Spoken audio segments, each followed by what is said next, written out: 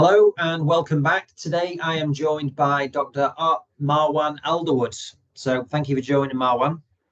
Thanks for inviting me, Andy.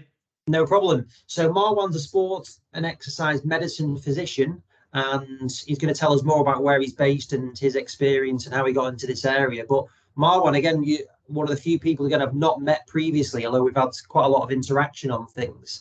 So I'm looking forward to finding out a bit more about you. So whereabouts are you from originally?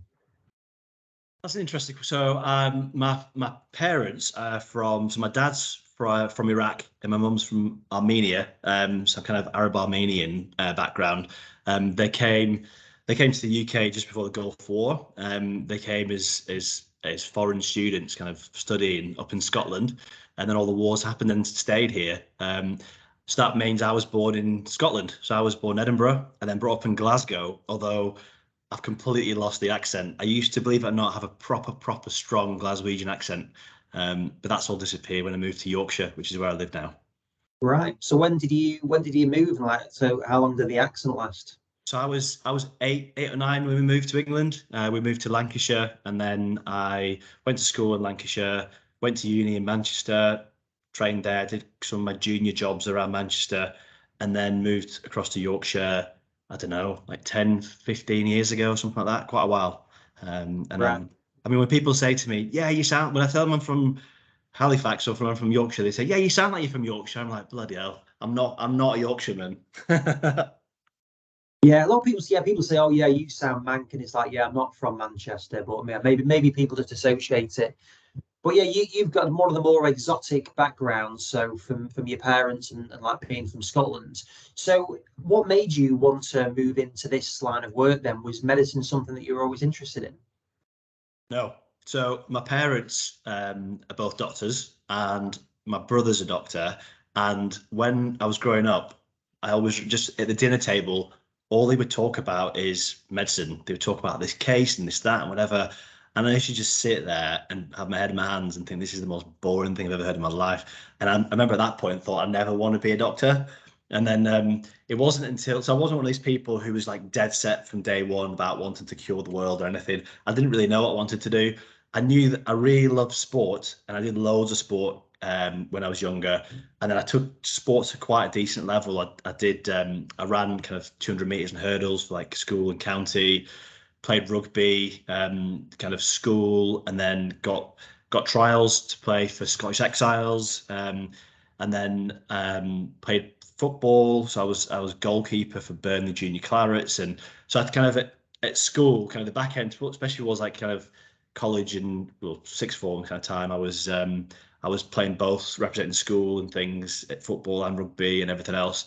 So I did loads and loads of sport, and then I did when I had to kind of make a decision about what I wanted to do at uni. I was really like I was going down the path of doing like sport. I was kind of in that kind of direction, and then but then I went into some work experience stuff, and I spent a bit of time in like different fields and stuff. And when I went to um, spend some time in hospitals and in GP practices, I really liked it, and I thought I just really want to make a difference to people's lives and everything else. But I wasn't really sure, and then I got the trials to play for Scottish kind of team, national team, and then a couple of days before the trials, I was running 200 meters, and then it was me and this guy who, throughout the whole of school and county, we were like nemesis. It was first and second the whole way through school, and then it was me and him first and second. And on the line, I was like stretching, and I fell over, broke my collarbone, and that was a couple of days before the trials. Never did them.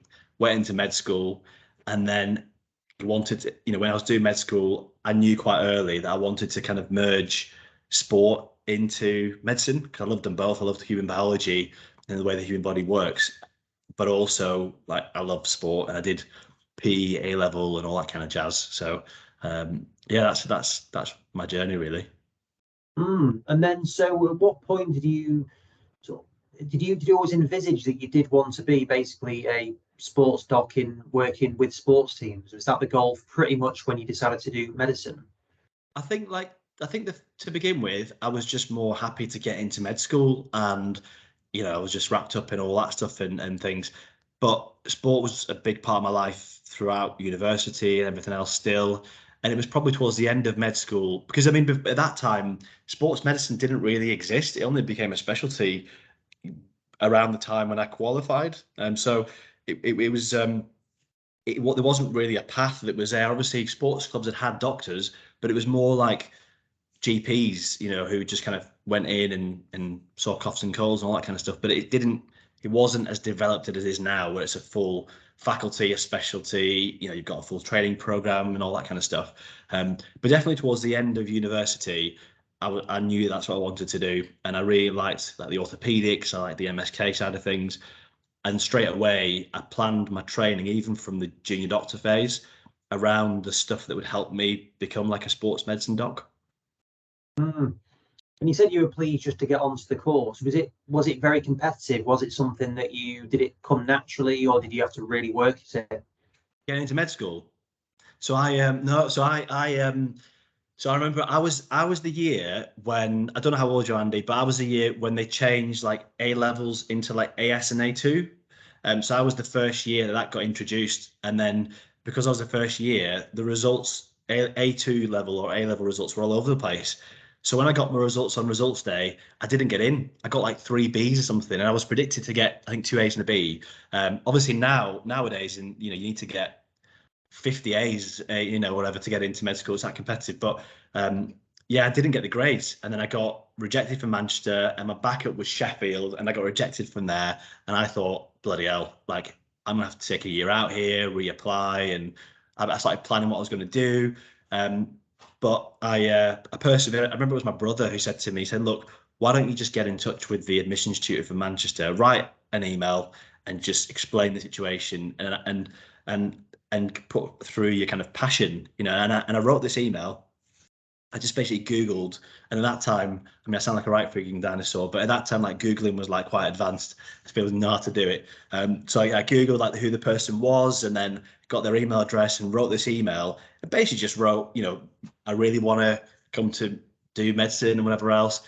And that I don't know what's happened, but it was a shock that I got 3 Bs, because I think in one of the things, one of the subjects, I think I had to get like 20% or something to get an A, and I still got a B. So I thought something must have happened. So in the end, I got the papers remarked, and I got contacted by the admissions tutor, and she said to me, she said, I want to let you know that we've given you a place. And I was like, I was just over the moon. And she gave me the feedback they gave me was with my interview. That I'd interview, I scored like the highest out of all the candidates in that cohort. And I remember on the first week of uni, we had this lecture, and they said to everyone, they said, all of you've got here by merit. You're all really intelligent people.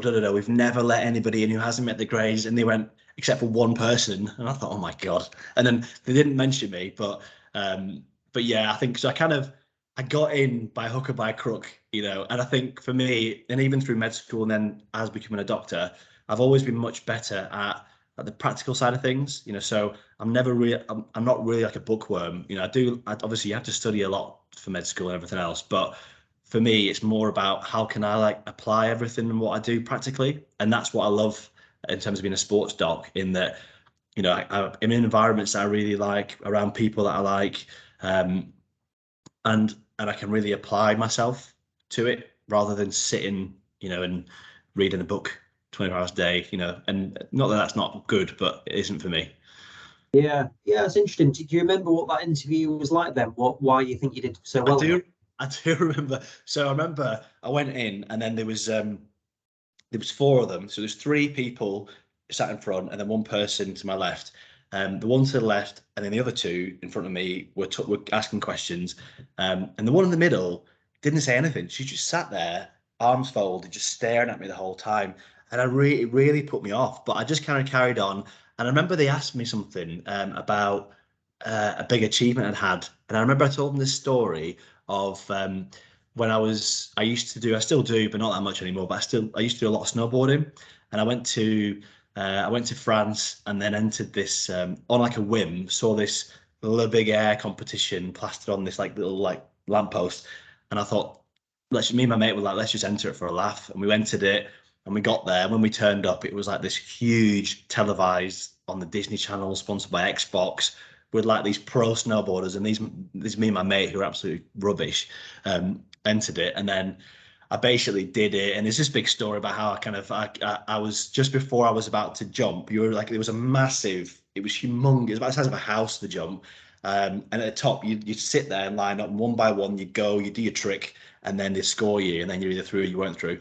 And the guy who was before me, he was absolutely like bricking it, and he kept saying, "Oh, I don't want to do this. I can't do this," and "va va boom" and all this stuff in French. And I was like, "You'll be fine, mate. You'll be fine." And he was like, "No, honestly, I'm rubbish. I can't do anything." And at one point, I was like, "Well, why are you doing it?" And then he went and he did this, and he pulled off this trick. Was just the most crazy thing I've ever seen in my life. It was like it's called a rodeo, and a rodeo is where you basically you do a backflip and you twist and spin at the same time whilst holding onto your board. It's like really, really hard trick. And he did that and landed it, got this massive like cheer. And then there was me, and I did this little crappy like nose grab, and I didn't get through. So I told that story, and then that kind of had them all laughing. And then when afterwards, when I kind of got through in med school and everything else, I asked about what happened at that interview. And that woman in the middle was like a psychologist. So she was there to basically just analyze you. And I remember at the end, after I kind of told that story, and then I was about to walk off, she gave me like a wink, and I was like, "What does that mean? Does that mean I'm in or I'm out or whatever?" But yeah, so yeah, it was an interesting experience, and it got me where I am now. Yeah, no, it's interesting. I do find it fascinating because you never, when you're interviewing people, that personality is obviously massive, isn't it? And it's like, even certainly working in sport, we were talking before we came on, that personality, you can have all the facts, but if you can't convey your message in whatever you're doing and have that rapport with the patient or the athlete, it's kind of pointless, isn't it? Well, it's interesting because I remember at Manchester Med School, so they were the first year to introduce like nationally this thing called problem-based learning, which traditionally med school would be like 6-hour, 8-hour lectures every day all week, and you sit there and you learn your anatomy, your physiology, and biochemistry, and all that stuff, and you go through system by system. Whereas Manchester, they've completely turned on its head, and they gave you like a case a week, and they said, this case is, Joe Bloggs is a businessman who travels to Bangkok, has a bit of like frolicky fun, comes back, has got an infection, and you see him. And as a group, you had to like go through everything that could be applying to him. So, he's got an infection, an STI, so you have to learn about the genitourinary tract anatomy. Then you have to give him whatever antibiotics. So you have to learn about the microbiology and then the kind of pharmacology of that. So it was really a weird way of doing stuff, but it definitely made me a much more rounded thinker. And I remember they were really keen to promote like communication, and they introduced patient contact really early. And they always said, look, if you want to be like a surgeon, then go learn your microscopic anatomy after med school and surgical training. Because I mean, for me now, my understanding of some of the stuff from an anatomy perspective, it's more specific to what I'm doing now. I don't need to know the the stages of embryonic development, as a fetus, because I'm not that type of doctor. But I've got a global understanding, and what Manchester gave me is a much more kind of patient focused, communication focused, because ultimately you can be the cleverest, bestest, amazingest doctor or person in the world, but if you can't communicate it, then it's completely useless. Yeah, no, absolutely. So at what point in that journey then, what was your next step at the end of having done med school? What was your first role? My first role, my first job, I think, was general surgery. I did a surgical job, which was interesting. So I did surgery, and then I did A&E, which was hard. A&E, I did it in a hospital where they were actually on the news not long ago. Well, around not long after I was there, it like being like a failing like place, and yeah, it was bad. And I remember it was the only time since at the time and since then I've ever actually questioned whether I want to still be a doctor, because it was that hard. And we did 12-hour shifts, so you're either on 8 till 8 in the 8 from the morning till 8 p.m. or 8 p.m. till 8 a.m. And every third weekend you do Monday straight through to the following Monday, have one day off and back in again. And on your breaks, you were allowed 30 minutes, and you were staggered to make sure people still see patients on on the shop floor and stuff. So it was really hard, but I learned loads. So I did A&E, then I did orthopedics, I did rheumatology, and I did a few other like jobs and stuff like that that kind of just gave me the basics. And then I had to decide what I wanted to do in terms of specialty. So whether I wanted to be like do surgery or do medicine or do GP or whatever else. And I decided to do general practice, and I did it because to the dislike of the training people who were training me, I did it because it was the shortest course that you could do and finish. It was 3 years to become a GP, whereas all the other ones were like 5 years plus. And it was actually a really good program. It gave you like really good, well-rounded skills. And again, a lot of it was focused on communication skills, which I liked. But I knew that I didn't really ever want to be like a traditional GP. I'd always wanted to get that, have my basics, keep doing GP and help, that side of kind of the healthcare landscape, but then use it as a platform to then do sports medicine. So going back to that period where you found it really tricky, like how seriously were you considering stopping doing it?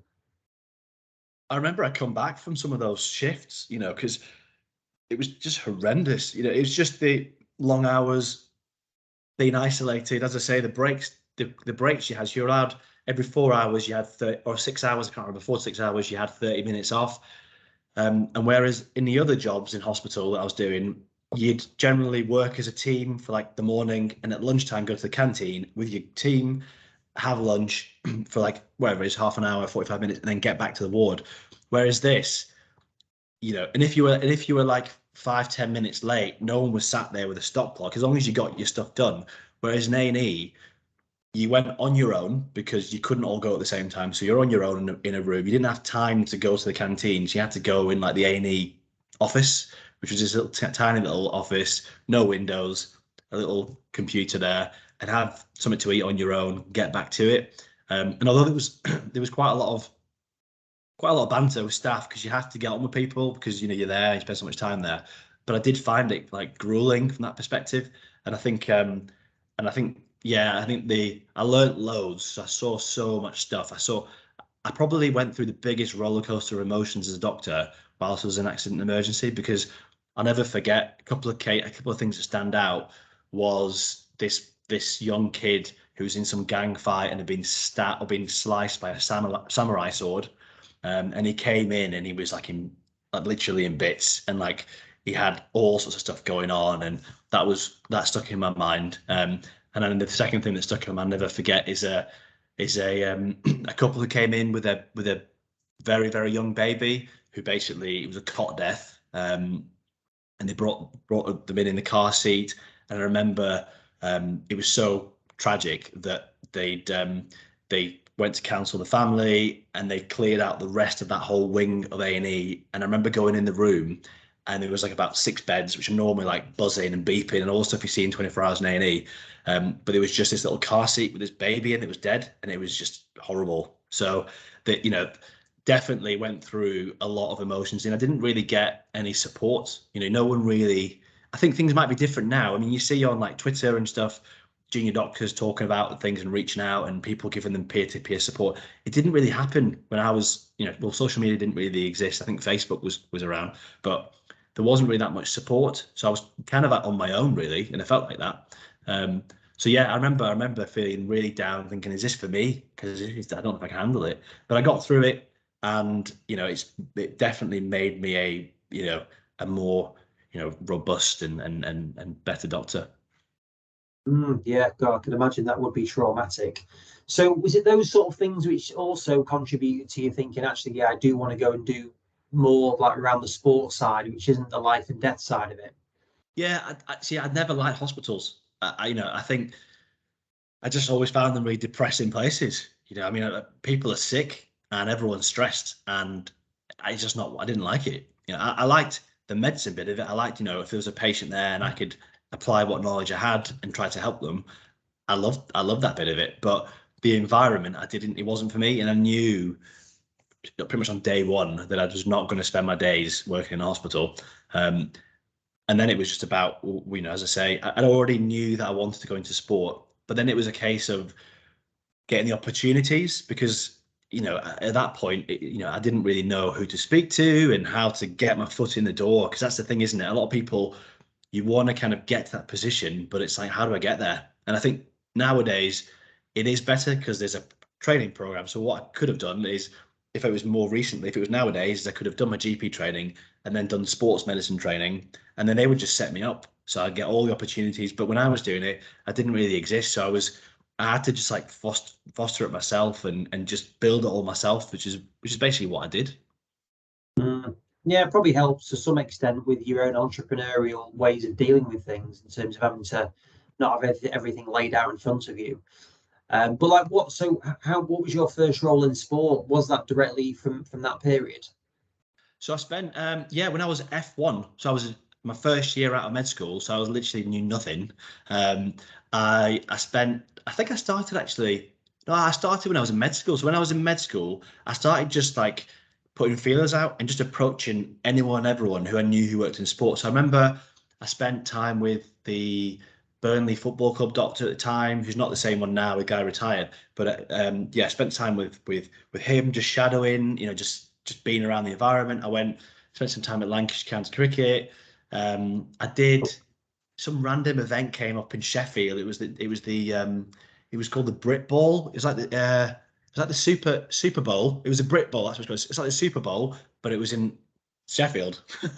Wasn't quite glamorous, but it was American football, and I covered it as like almost like alongside the paramedics. And that was probably my first ever like being in sport as a doctor thing, and I literally knew nothing. So I asked my brother to come along because he was like a bit more experienced doctor than me. So he came along just to kind of like support me. But so I did that, and then I remember I was working at Salford Royal at the time, and I remember there was quite a few doctors there that were quite big in sport, or just big in general, because it's quite a big hospital. And there was a guy, I can't remember his name anymore, but there was a doctor who was Radio 1, I think they still have it, but it was called like the Sunday Surgery. And there was an Irish doctor who was there, and he used to like, I think they still do, I don't know if they still do it now, but then they did it where people would call up and tell their problems, and this guy would just like go through. So he was there, and I remember speaking to him about that kind of stuff. And then there was the doctor who was a crowd doctor for Man United. And then there was the doctor who was the England Rugby League doctor, a guy called Chris Brooks. And my first interaction with him was quite funny, because he used to walk around, and I think he still does, he's quite notorious for it. He'd walk around A&E in his England shorts and he'd swagger around and stuff. And I remember I was like either a med student or a junior doctor, I can't remember. And I think I wanted to discuss a case with him, and I said, "Oh, excuse me," and he stopped me and he said, "Listen, I am not the person you need to speak to. I do not have time to speak to you." And I was like, bloody hell. So I just kind of like, I thought this guy is something else. But I persevered, and I remember I organised to have a meeting with him through his like secretary, or whatever. And I sat down with him, and I said, "Look, I'm interested in getting involved in sport. What can I do?" And he just basically gave me a few pointers. He was like, "Well, you should start doing this. Why don't you do this? Why don't you do that?" And then eventually, it didn't quite happen straight away, but eventually, then I started working with Wigan Warriors Academy, and I did a bit of stuff with them, and then I got involved with the England Rugby League like program, and then I became like the England Rugby League doctor. For women's doctor. So I went on tour with the women's team, and that was probably like my first tour. Well, that was my first tour, and my first time working in that environment. The women's game in rugby league was very much like in its infancy, and it's come on massively now to what it was. But it was definitely kind of at this stage where it was not professional, but they were trying to invest in it and stuff. So that was my kind of, I guess that was my big job, and then I kind of just moved on from there. And did you have any particular vision of a particular job? Maybe you still do have that, of like where you think, oh God, that would be an absolute dream of what I would like to do. Well, I'm a Man United fan, and then I remember always wanting to be like, you know, to be a United doctor. I don't think that's a vision anymore, because I think my life and where my career is now has changed. I've got quite a portfolio career now. And I don't think I could probably, I don't know, I wouldn't rule anything out. I think if Steve McNally called me up tomorrow and said, "I'm retiring, do you want to take my job?" I'd probably say yes. But that's not really where I probably want to go. But definitely when I was younger, I was like, that's where I want to be. But I was more just looking at whatever opportunities would come along. And I did like, as I said, I played rugby loads, and I played rugby union, but I liked rugby, and I liked rugby league and rugby union. So I did like working in rugby. And I've worked in rugby for a long time, over the kind of past 10, 15 years. So yeah, I didn't have like, that's where I want to be. I just kind of took things each stage as it came. And so how did the rugby role come about? So I'd been doing the England women's stuff for a couple of years, and then I was just finishing my GP training, and then I got a call. So that my big job, my first big job was, I got a call from Steve Diamond, saying, I've had a recommendation for you. Are you interested in being a doctor for Sale Sharks? And I was like, what? Like me? Like Sale Sharks are a massive team, and I don't think I wasn't ready for it, but it was a massive opportunity. I just jumped in feet first, and I remember that was definitely something that shaped me as a doctor. It was a really tough, rugged kind of environment. I was completely green around the ears when it came to like working at that level. It really put me through my paces, but I wouldn't change it for a minute. I learned so much. Yeah, at the time, I think I struggled, but looking back, it definitely shaped me, and taught me some of the really, harsh truths about sport. And I say that not in a bad way, more along the lines of, just some of the lessons that you sometimes need to go through to learn about what it's like to work in sport, and thrive. And bearing in mind that the training facility is right near, well, it's all Carrington, isn't it? Did you ever pop over to United then? Did that ever happen? It did. So we were at the time, it was when Man City were back to back with City. So it was before they moved to the kind of Etihad campus. So we were back to back with City, but I wasn't a City fan, obviously, and I put a lot more effort into Man United. So at the time, I reached out to Steve, at United, and then I set up a interdisciplinary sports CPD kind of group. So I got Man United, Sale Sharks, GB Cycling, cricket, I can't remember who, and Rugby League, Salford Red Devils. We organised like regular monthly CPD events where we would one of us, one of the clubs would present something, or we'd get external speakers in, and it was really good because we were all different codes. No one had a conflict of interest. Everyone was quite happy to talk and share stuff. And I remember when I was speaking to Steve about it, he was like, that sounds like a great idea. Let's get it going. We can, if you want, you can host it at Carrington, at Sale Sharks, or you're more welcome to come here. And I was like, yeah, we'll come to Man United. So it was always hosted at United at Carrington. So yeah, I kind of spent some time there with them, and I remember Robin van Persie walking past, and then what was it? And then David Moyes. I remember one of the CPD events. David Moyes knocked on the door and grabbed someone. So it was at that time when Moisey was there. But yeah, that was great, spending time there and just seeing the facilities and what they had. And I remember at the time, the sports scientist, a guy called Rob. Is it Rob Thorpe? Robin Thorpe, I think it is. I might be wrong, but I remember him sharing with us some of the predictive injury stuff he'd been doing. So he'd created this algorithm, which was kind of very secret, and they didn't share it with anybody. But I remember him showing us this algorithm that they'd done, where they basically got all the parameters that you get in sport, which is things like, heart rate variability, sleep scoring, fat, whatever fat testing, so like cortisol testing, whatever. And I've worked in sport a long time, and I've seen a lot of those parameters being checked in daily wellness.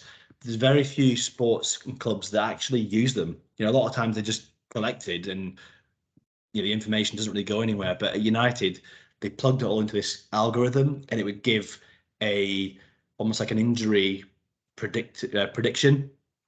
And I remember they'd said that they'd had something like a 90% positive predictive rate of injuries, and the reason why they knew it is because when they were doing it when it was Fergie, that he just didn't listen to them, and every time they would give like a recommendation about an injury, he just told them where to go, and then they would be able to see whether they were right or wrong. So it taught me a couple of things. It taught me, wow, you can do really a lot of stuff with data, and you can really make a difference. But secondly, if your coaching staff are not bought into it, you can have the best stuff in the world, but it's not going to have any impact. Mm. And have you seen that change? Have you seen the managers that you've worked with and the structures worked with? Have you seen them embrace that more, or does that just depend very much what their background is? It does depend. I think more recently, my time at Leeds Rhinos. So I was at Leeds for a few years, and the coaching staff at the time really wanted to know. They wanted to hear. They wanted that information. They wanted to know whether or not they always followed the advice is variable. But I think coaches nowadays they do probably recognise more that actually some of this stuff can be useful. It's a balance, isn't it? Because I think from a coaching perspective, they're probably used to having a lot of like tech geeky guys, medics tell them, oh, you can do this and you can do that and this data, this, and they probably get so much stuff. It's probably for them, and I'm not speaking on behalf of coaches because I'm not a coach, but it's probably them to understand, do I trust this guy? Is this person just going to tell me loads of data and be really cautious and tell me to kind of, pull everybody, or have they got a bit of common sense about applying some of that information? So I think the data is one part of it, but the bit that I think requires experience and nuance and the trust in buying from coaches is that experience to have that data and then convey it in a way and make recommendations that are sensible. Mm. And is that something which I presume you improve the way that you can analyze that and you kind of learn what they want to hear? Is that something which you're continually do you work on that for yourself in terms of how you present that data to the player or to the management staff? So I'm not I'm not a sports scientist. I'm not a data analyst. I'm a big believer in being good at what you do, but things that are not your bag is utilizing the people around you. And I think it's all about getting good data analysts, good sports scientists, and good teams around you. So certainly in my more recent experience, that's the way I've approached it, in having really good staff who can do that. I think sometimes it just depends on the relationship. Sometimes the head coach might say to me, right, I've heard all that, but Marwan, what do you think? And I can give my opinion. I think, well, this is what you can do. It just depends on the relationship. So yeah, there's probably not a one size fits all, but I think the way that I've probably learned to be is to just be a bit sensible with some of it, And I think probably one of the big areas where coaches want that trust, which is very much in a doctor's kind of repertoire, is about concussion. And I think particularly in rugby, you can, if you're super ultra cautious as a doctor, you won't have any players left. If you take everyone off. So in the other side of that kind of coin, if you are very lax, you can clearly have big problems. So that is an area which does require a lot of experience, and it can be very difficult. When you're on the field making split second decisions, and that's definitely something that I've learned over the years. I mean, I've got I don't know how it came up on my feed, but I think one of my claim to fames is being in the Australian press as Dr. Twitter. So this is a story where with England. So I eventually then became the England Rugby League men's doctor, and I went out to the World Cup in Australia. I can't remember what year it was in, but we got to the final that year. But in the build up to that final, I think it was this quarterfinal, we were playing, I think it was Papua New Guinea, and at that point we were supposed to have video analysis at every game, and we'd had it to help you kind of make decisions. But half an hour before kickoff, one of I think the match commissioner or whoever came up to me and said, "Look, it's broken. We don't have video replay for this game." So we went in blind. Sod's law, Kev Brown took a knock and then collapsed on the floor. So I ran to him, by the time I got to him, he'd sat up and, he had the ball in his hand and assessed him and everything else. And he seemed absolutely fine. And I didn't have the replay to really look at it. So he carried on, half time came, and the manager, it was Wayne Bennett. He's like big character, massive, like, in rugby league, he's like the godfather of like coaches. He's given his halftime team talk, and then one of the non-playing players, who was it, Scott, I've got his name, but one of the players basically came up to me and he kind of showed me his phone, and then someone in the UK was watching the game on the BBC, and they'd shown the replay with his phone, had taken a video of the replay and posted it on Twitter. And I can't remember what he said, something like, how the hell can Kev Brown still be on the field or whatever. And this guy showed it me, and I looked at it and I was like, bloody hell. He basically, like, I'd managed to see a replay, and he clearly like lost consciousness. And obviously in rugby, if you take a head knock and you lose consciousness, that's an instant removal from, you don't need to do a head injury assessment. That's an instant, it's called like a category 1, which is basically, there's category 1 symptoms and signs, and category 2. Category 1 are like major stuff. If you have any of those, like lose consciousness, have a fit or whatever, you're off. Category 2 is more the softer stuff, like complaining of a headache, visual disturbance, etc. And those are the things you would then need to assess clinically to work out.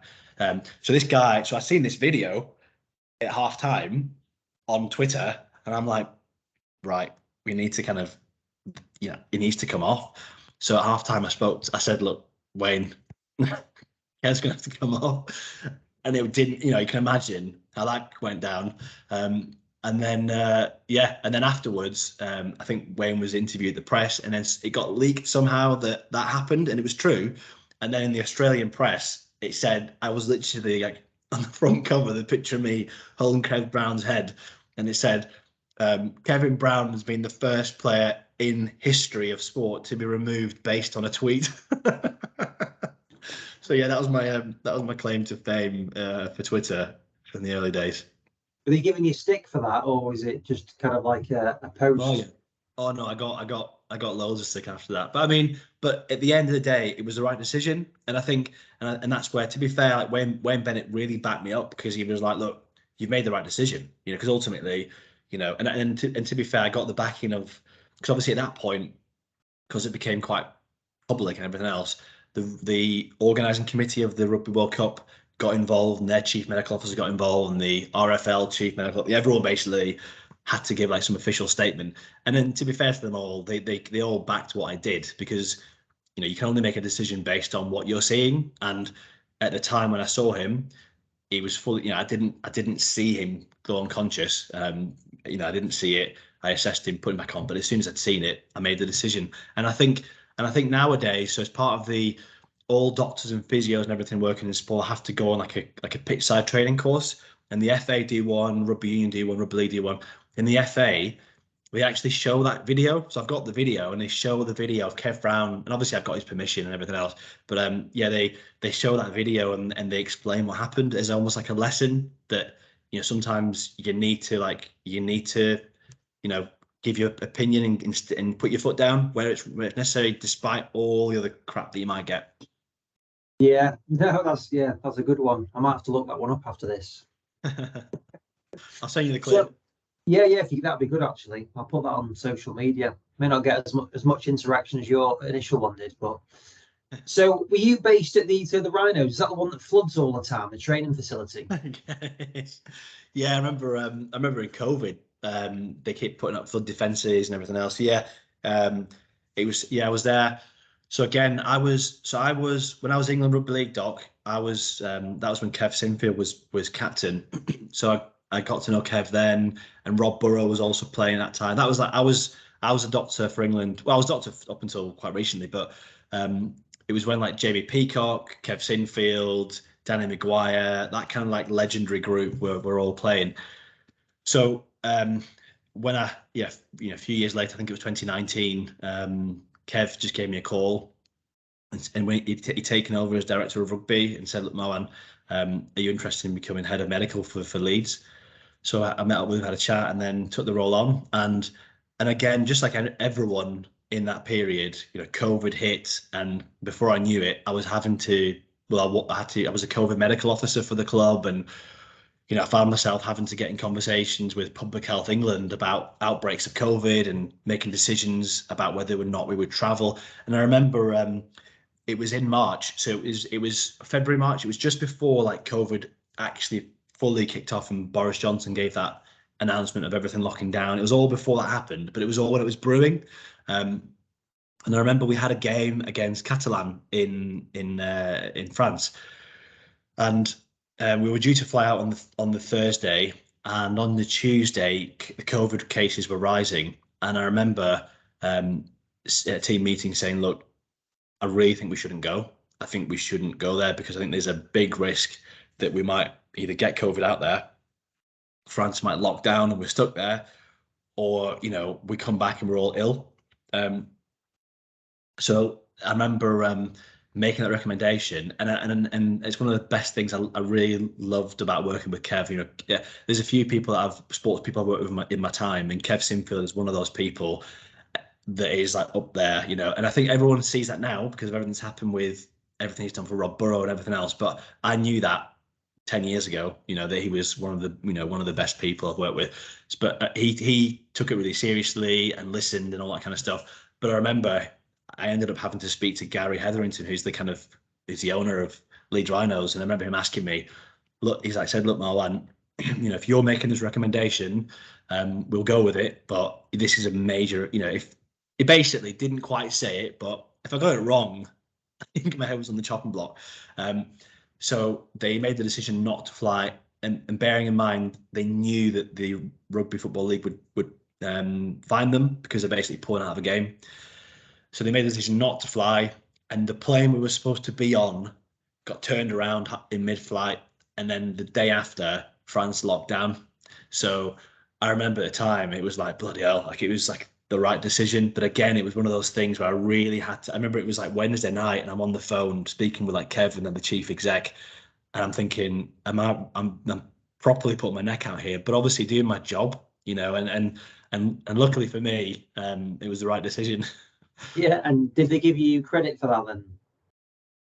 I mean, yeah, I got credit. Yeah, I mean, so I didn't get lambasted, if that's what you mean. So I think they did get fined. I think the RFL did try to fine Leeds, but then we put a full case forward. And obviously after that, when COVID just kicked off, I think the RFL slightly had the tail between the legs because, I think they'd realised that actually we were just ahead of the curve, and we'd made the right decision.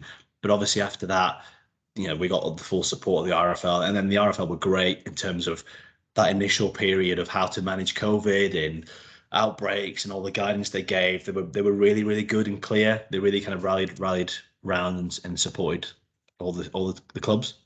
Yeah, it must have been a stressful one. It's kind of bittersweet that you got it right, but then going into that really weird period of there was COVID. Yeah, it was weird because it was doing a different side of. I went into the role thinking I'd be seeing injuries and everything else now, and I was doing all that, but then I was this other side of things, going into management meetings with like the operational people and the other directors and things, and looking at COVID policies and making sure that Headingley was biosecure and one-way systems and COVID passes and vaccinations and swabbing and that side of it. It was good, but it was stressful. It was round the clock. Bearing in mind, I had 3 other jobs. I wasn't full time at Leeds. I had an NHS job. I had, other jobs that I was doing. But if a player had COVID on a Saturday night at 10 p.m. and had symptoms, I was on the phone and I had to manage it and make decisions in it, and it was tough. Just like everybody else experienced in sport at that time, tough decisions needed to be made. It was difficult because it's at one point, particularly towards the end of, I said the end of COVID. I mean, it might not be, who knows when the end of COVID really is, but when we started to kind of come out of COVID and then reintegrate into society, that was really challenging because I think the coaching staff at the time had almost, there was that feeling that they'd been patient enough. They're patient enough for, it was almost like, right, we've given you time. Let's just crack on with things now. And it was just trying to get that balance of, we could still get outbreaks and we could still get lots of people who are really sick. And that was definitely a challenging time in my time at Leeds, but really great and enjoyable all the same. And in terms of that then, so in our business, in loads of businesses, it's massively changed the way things are done. So doing Teams calls, Zoom, all of that has become just completely normal. Has it changed much from that? working in a sporting environment, or is that just pretty much gone back to always what it used to be? Yeah, I think it's gone back to normal. Even in healthcare for me, I think I continued to work over like through COVID, but it was all remote. I was doing consultations over the phone, over videos, in the NHS, speaking to patients over like, video and on the phone and all that kind of stuff. And in the rugby club, that was kind of similar, but no, in sport, it's gone back to fully back to how it was. It's even the social distancing, everything has just pretty much come back to exactly how it was before, which is, to be honest, it's good. I mean, for me, it's good. It was difficult, it was very challenging, and working remotely, it's just not the same. It's not the same as and all the teams calls. I mean, one of my other jobs that I do is management, and I work in management, and that became just teams meeting after teams meeting, and it's just not the same. When you jump off one call onto another, you miss that interaction, and that just, when you go for a cup of coffee in a staff room or whatever, and you see someone, you just have a chat about your day, your weekend, or what you got planned. You miss that when you're back-to-back teams. So yeah, although it's still here to an extent, I think a lot of people use Teams, and I think it's good because it's opened up a new avenue in how we can communicate and get work done. And I think it's probably avoided unnecessary trips to the office that weren't particularly necessary before. I definitely, as a doctor, as a clinician, and as a human, I definitely love that bit of seeing people face to face. Yeah, no, I agree. It's definitely good to get back, and for us, serves its purpose. But there's nothing quite like meeting up with people and having a bit of, you just get a different vibe from everything, don't you, when you're doing it. So, what after Leeds then? What was your next main role, or like in terms of sports? So I mean, so Leeds, Leeds was quite recent. I only left Leeds earlier this year. So I've since then I do work with I work with the England FA, so with the England disability football teams. In particular, I work with the partially sighted football team. So I've been doing a lot more of that kind of stuff more recently, and that's kind of what we're up to now. So that's my kind of that's my more regular sports work. I do some private practice where I see a lot of sports people, but I see them as a kind of as a consultant. When they've got an injury and they might need a scan or an injection or an opinion or whatever.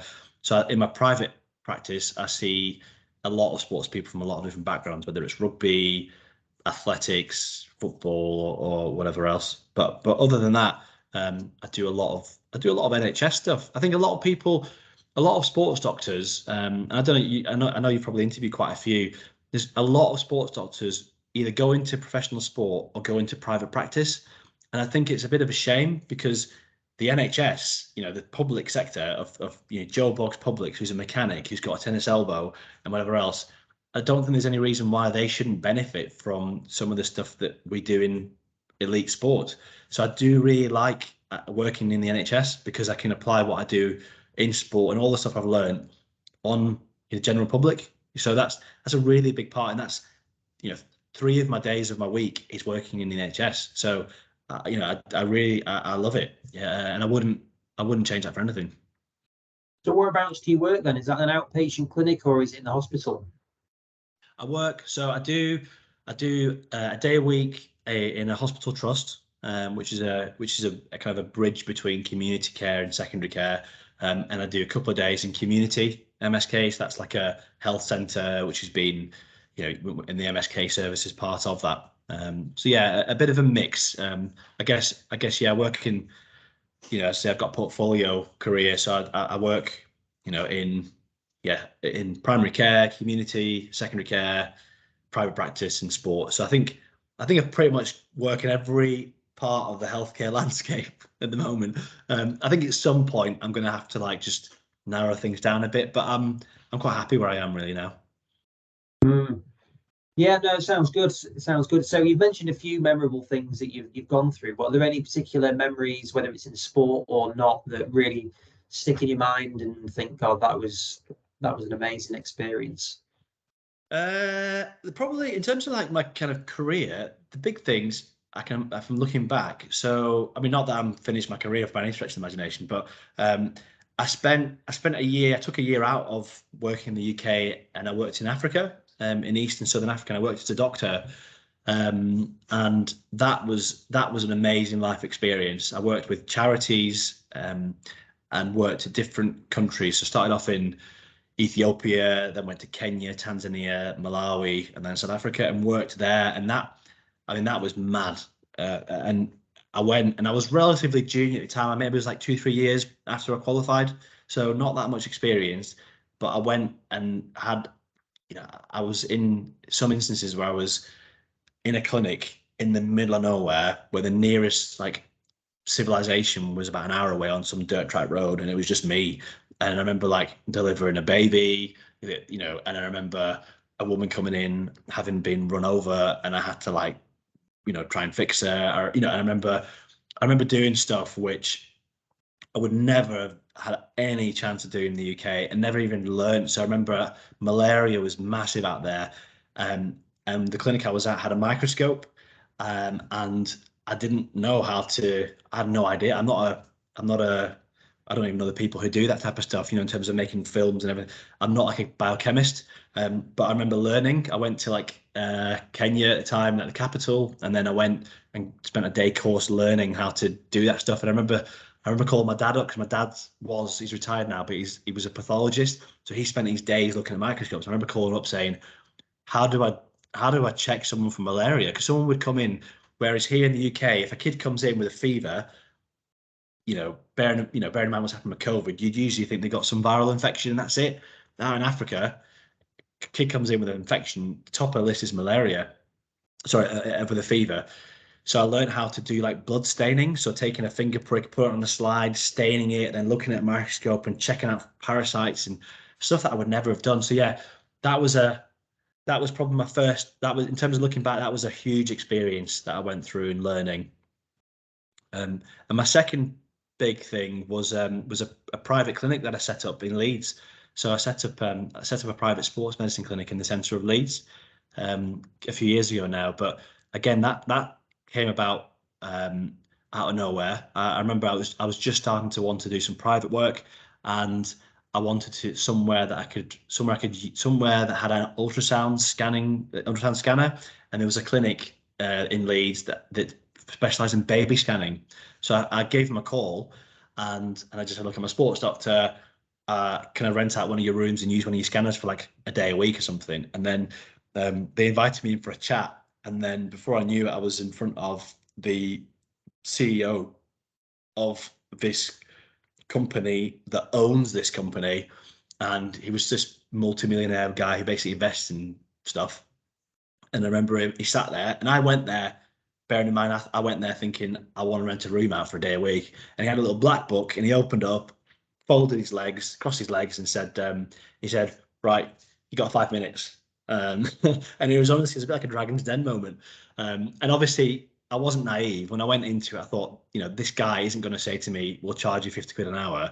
Yeah, I thought there'd be more to it. So I had a little pitch planned and stuff. So I gave him my idea, and he's like, right, I'm going to invest, and then he invested, and then I built this clinic, and then when I say built it, I literally mean built it. So they had a huge room that was completely empty, and on a piece of paper, I drew out like what I wanted it to look like, and then I ended up doing myself, like on Google, some architectural drawings of how it would look in 3D kind of recreations. I just did it all free online, and then got like a builder in, got a project manager, built this clinic, and then got staff in, and then did marketing. Basically, did the whole thing alongside. It wasn't just me, but I did it alongside other people. But I was very much the kind of like driver and founder of it.